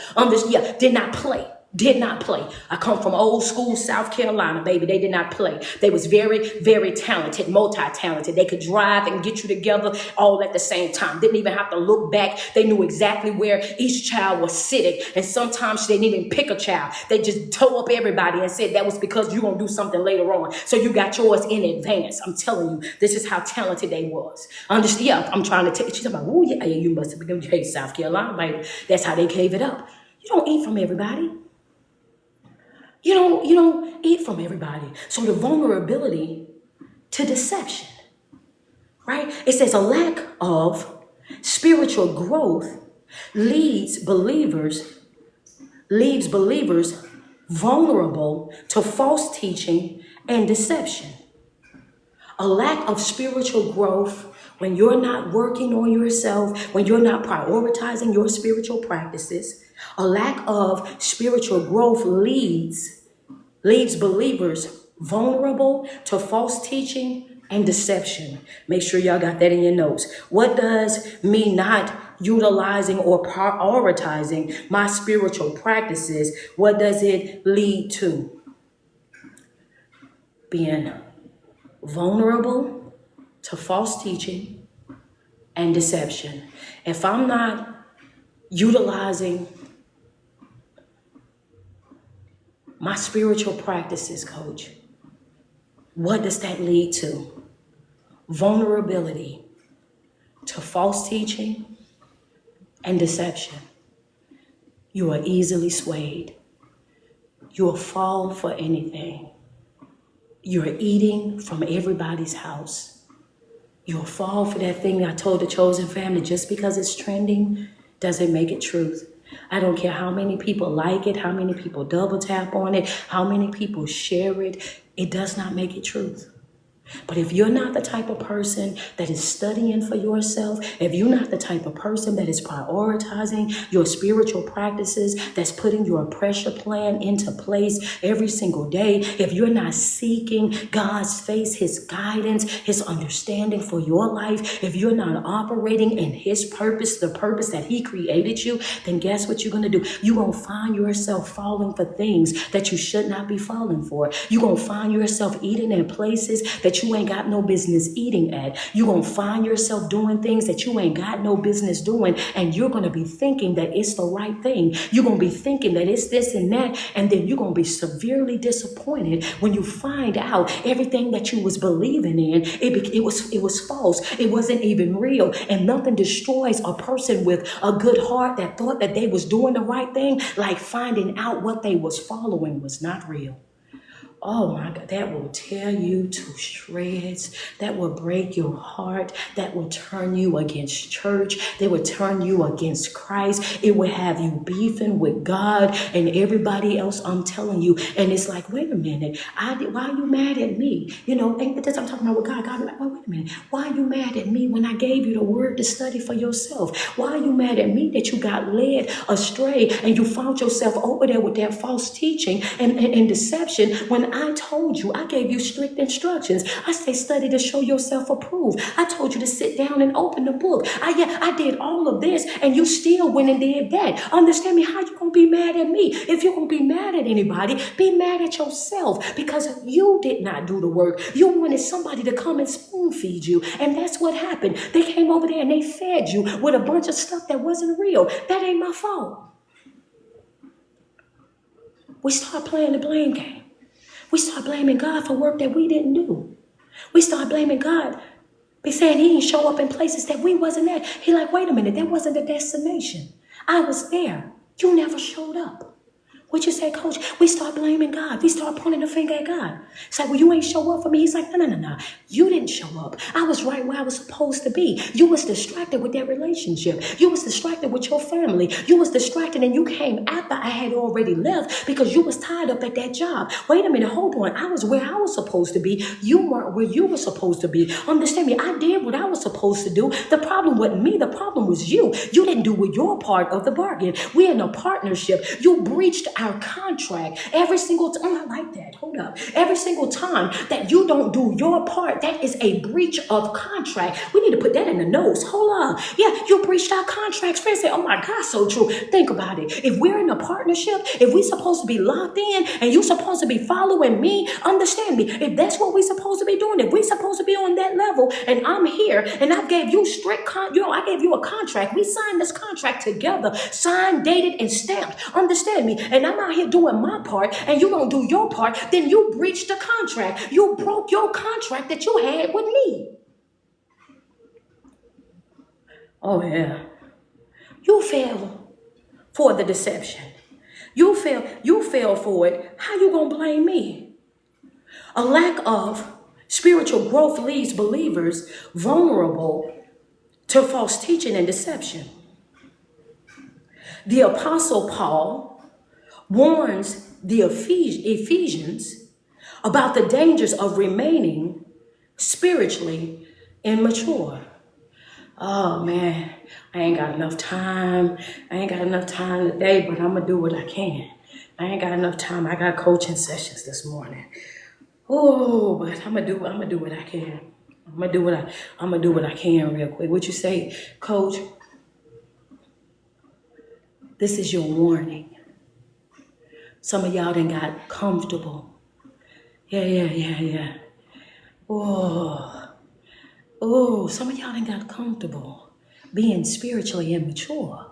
Some of y'all done, David Booker, good morning to you. Some of y'all done got way too comfortable being spiritually immature. Understand me? Yeah, you use that excuse. I just do my part. I just do what I can. Baby, listen. This ain't that. I need for you to know. I want y'all to send me some love.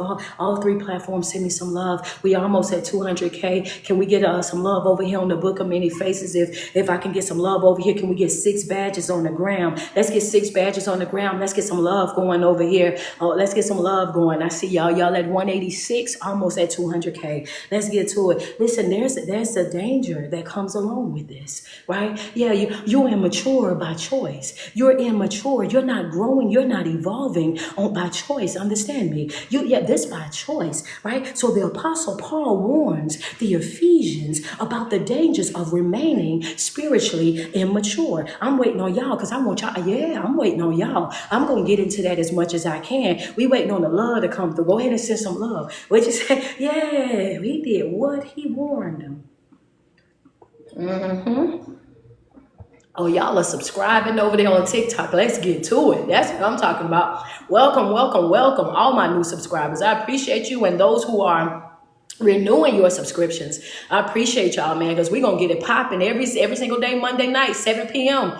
Yes, as long as you subscribe to my pages, man, listen, we got prayer at 7:40 a.m. Eastern Standard Time. You got prayer. We also got, we also got the 7 p.m. class for boot camp. So yes, let's get it. Thank you so much, Candace. Appreciate you so much, sweetheart. Yeah, let's get to it. We do not be playing. We do not be playing. You ain't getting your subscription for no reason. You gonna get fed off of that. Yeah, you gonna get fed with that. I just want to talk about it. I got some time. Not a lot, but I got a few minutes, right? The Apostle Paul warns the Ephesians about the dangers of remaining spiritually immature, right? He says, then we will no longer be infants tossed about by the waves and carried around by every wind of teaching and by the clever cunning of man and their deceitful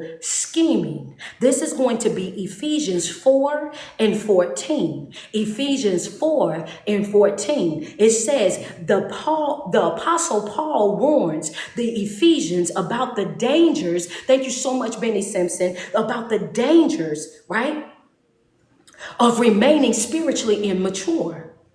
And it states, then we will no longer be infants tossed about by the waves and carried around by every wind of teaching and by the clever cunning of men and their deceitful schemes.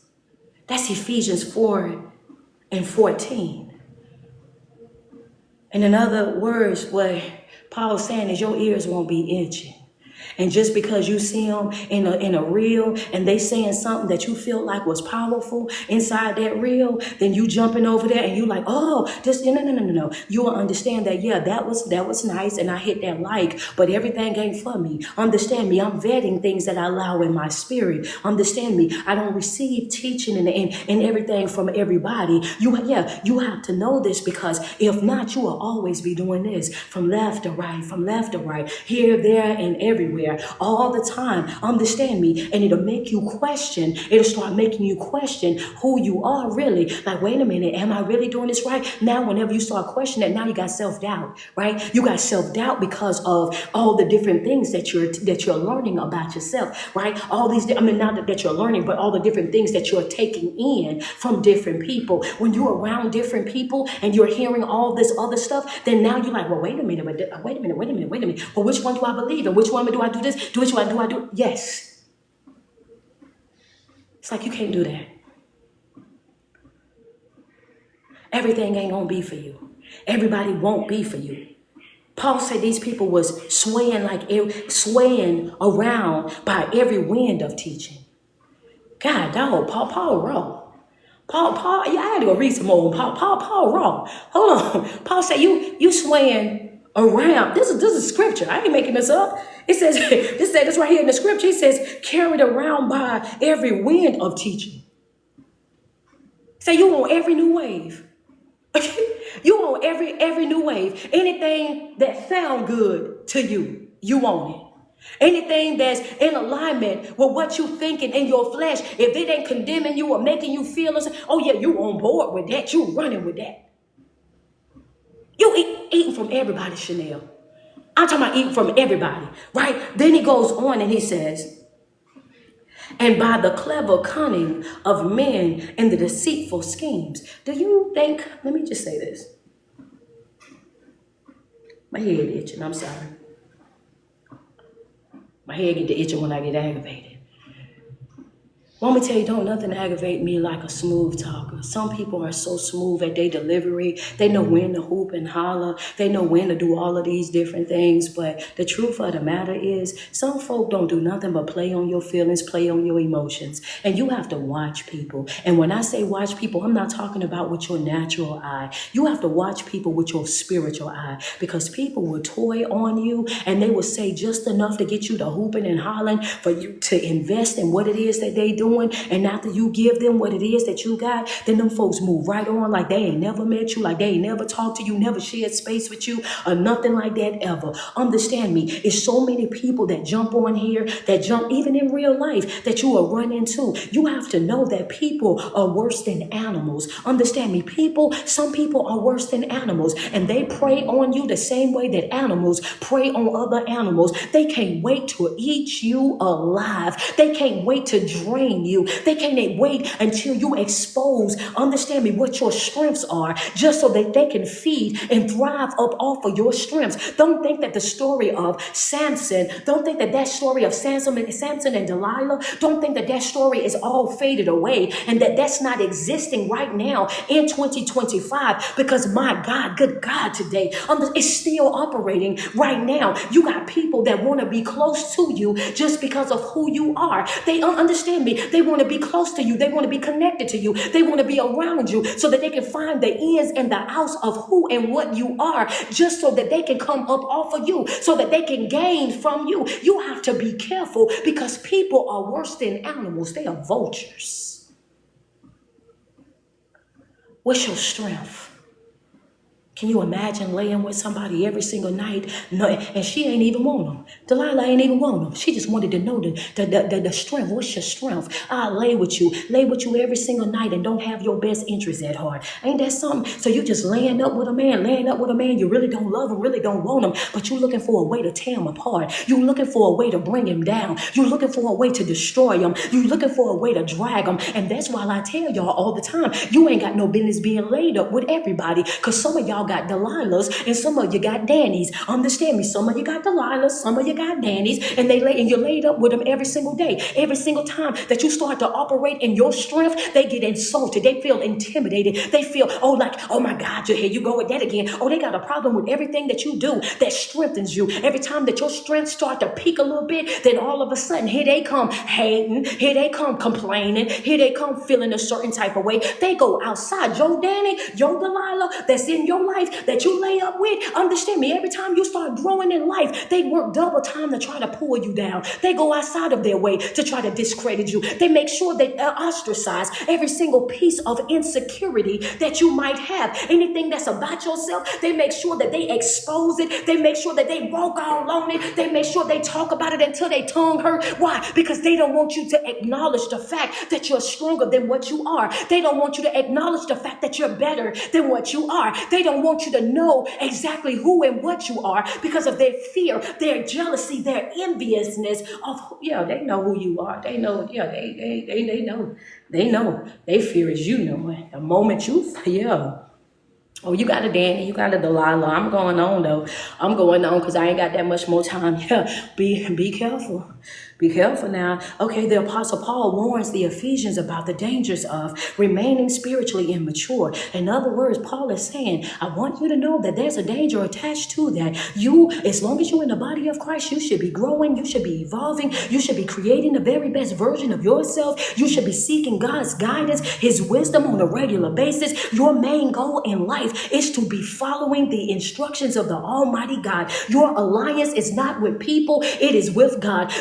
That's right. This is what you're supposed to be doing. This is how you're supposed to be moving every single day. And the moment that you're not prioritizing those spiritual practices and you're not locked in with him, then guess what? You're putting yourself in a place where you can be deceived, where you can be misled, where you can be misfed, and you're stagnating your growth and development. You're becoming a person that is vulnerable to the adversary, that you're vulnerable to the opposition. So staying connected to God is what provides you with that strength, that provides you with all of the things that you need. Thank you, Angela. I appreciate you. That provides you with all the things that you need. And as long as you're following his instructions and you're under his covering, understand me that you ain't got nothing. I want to say nothing. You ain't got nothing to worry about. When you're in alignment with the Most High God, it's already handled. I'm going to leave that right there. I'm going to leave that right there where it said, it's already handled. So when you walk into every single environment, and it's like we learned in devotion this morning.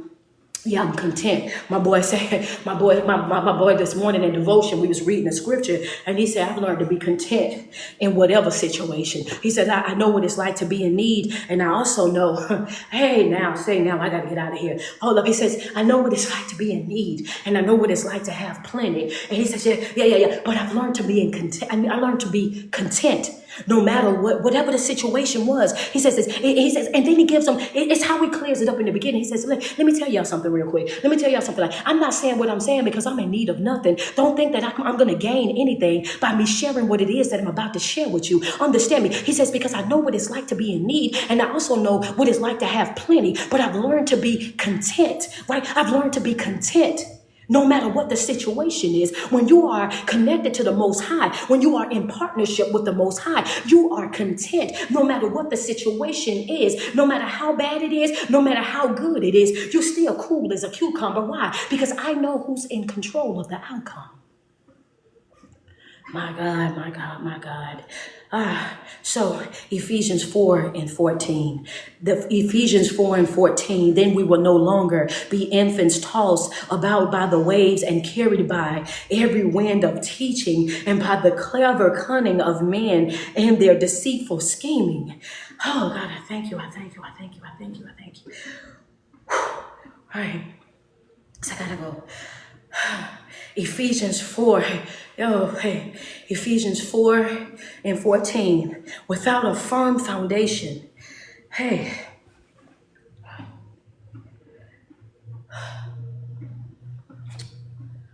all right, let's get to it. All right, y'all, I'm ready. That's Ephesians 4 and 14. That's Ephesians 4 and 14. In other words, I'm telling you that without a firm foundation in the truth, believers become easily misled. Without a firm foundation in the truth, believers become vulnerable and easily misled.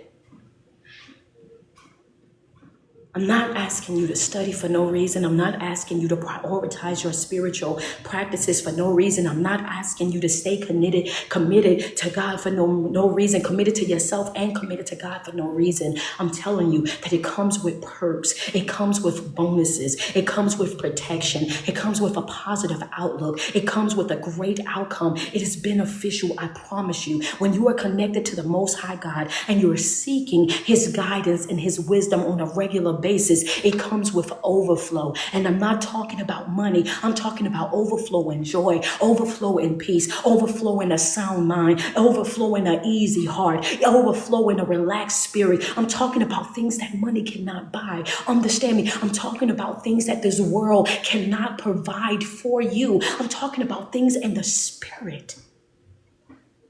All of the rest of that stuff gonna be added, y'all. All of the rest of that things, all the rest of that will be added. It's perks to staying connected. It benefits you being connected.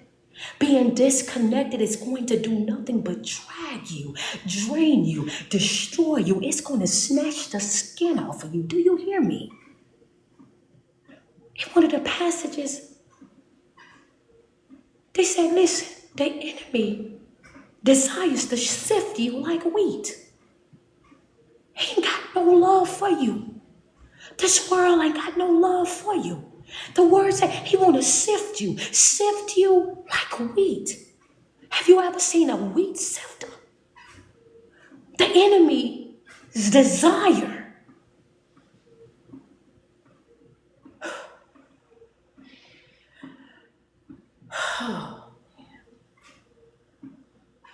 it's important to stay connected.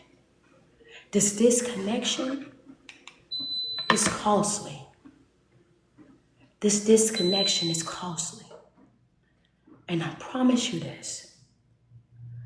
If you stay connected to God in such a time as this, when everything is doing everything that it's doing, it will have no effect on you in your life. You will find yourself flourishing in a famine, having an overflow during recession, experience an abundance where everybody else is like, wait a minute, how you did that? Baby, that's all God. He's not going to leave you out here empty. But you have to do your part. When you are in alliance with God, everything around you can be falling down. But it'll never strike you. It'll never harm you. It'll never hurt you. How do you know that? Noah survived the flood. Everything around him was going down. The wall of Jericho, everybody knows that when a wall falls down, it falls down. It go down. They was marching around the wall. The wall collapsed. When something collapses, it collapses right there in place. The only one that could control a wall to make a wall fall in that type of manner, it had to be God. Because if you walking around it, why it didn't fall on you? Why it didn't harm you? Why it didn't scratch you? Why they ain't hit nobody? It collapsed right there in place. I be going to get, I need it. I do. I go and dissect and make sure and look at this and that. I need to know how it fell and who was affected by the fall and did it take anybody out when it fell, right? I like detailed teaching. So that's why I do detailed studying. Showed up, I be needing to know because I be needing to tell my people exactly what the wall did when they went out there. And I have to let them know that, yeah, when the wall fell, baby, the wall ain't fall on them. And they be excited. They be like, well, where the wall fell at, coach? And I say, oh, baby, the wall just collapsed. It just collapsed. It just went down where it went to. And so you have to understand that that's the type of God that we serve. He's very precise, y'all. And know I knew that word right there. That's another word right there, baby. Precise. He was very precise in how he let the wall go down. So what he done was he let it collapse. He didn't just let it fall. Okay, I'm gone. I got coaching to do. I got to go get in this coaching. But yeah, very, very, very detailed because very. Hey, listen, man, listen. I love y'all, man. Hey, she say you my dog, man. I love y'all, man. You know how? Hey, listen. Yeah, he let it fall. He let it collapse. You have to go read it. They didn't fall. They collapsed, baby. Yeah, it went down. It went down right there where it was. You know, he's very precise in how he protects you. You know what I'm saying? What I'm saying? You understand what I'm saying? He's very precise. He's very strategic with how he moves when it comes down to us. And that's one of the perks of being, understand me, that's one of the perks of being in connection with him. And we got a little bit more to go on the disconnection because I want to make sure that I give the disconnection just as much, time that I gave the benefits are. When we talking about the benefits, we hoop and we holler. Now it's time to get into that meat of it, of what happens when I don't, right? And this ain't the hooping and hollering right here. This ain't the hooping and hollering. This is the oohing and the ouching and the, oh my God, and oh no, you did not. That's what we in this week. We in the, oh my God, no, you did not. I know you did. Yeah, we in that. That's what we in this morning. I love you guys. I got a 10 o'clock, so I got to get up out of here. So every single day that you wake up and you put 10 toes to the ground, I want you to sweat yourself, tell yourself how beautiful you are and how much you love you, because there's no love like self-love. And you first have got to love yourself way before you're able to love anybody else. It's your favorite online motivational speaker, life coach, and evangelist. It's your girl, Street Poet. I love you guys so much, man. Thank you guys so much for blessing me on this morning. I saw all the CAs that was coming through. I might not get to call out all of them, but I truly appreciate you guys showing me so much love. Book of Many Faces. I appreciate the love that you guys have sent me over here on this morning. Thank y'all so much for that love. Tickety tock, y'all have passed y'all goal over here this morning. Appreciate everybody that have been hitting that subscribing button, have been locking into my page, trying to be in there for boot camp, trying to make sure you don't miss the word, man. Double tapping on my screen, showing me so much love. I appreciate you guys as well. Graham, y'all know how we rock. We locked in. Even if the comments don't be rolling, we still be locked in over here. I love you guys so much, man. Thank you guys for everybody that sent a badge, that sent a double tap upside the screen, that loved on me this morning. I appreciate you guys. You guys go and have a beautiful day on purpose.